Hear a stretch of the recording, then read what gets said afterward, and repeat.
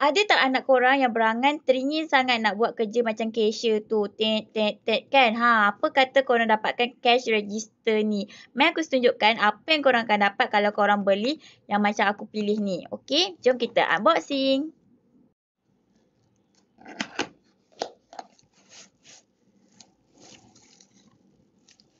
So, dalam kotak ni korang akan dapat, yang ni bahagian skrin dia. So, kita akan pasang lah. Dia akan bagi stiker macam ni. Jadi, korang boleh pasang dekat skrin tu. Jom kita pasang.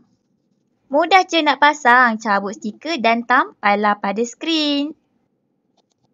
Dan kita akan dapat mesin cash register ni. Mesin register ni pun kita kena lekat stiker dekat bahagian sini dan sini. Jom kita lekat.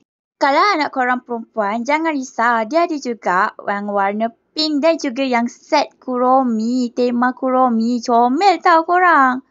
Duit ni nanti korang boleh koyak-koyak tau. Macam-macam warna duit. Untuk credit card pula, korang kena letakkan stiker depan dan belakang macam ni. Skrin yang dah siap pasang stiker tadi, korang letak kat bahagian atas macam tu. Sampai dia punya tab. Credit card pula letak dekat bahagian atas scanner macam ni.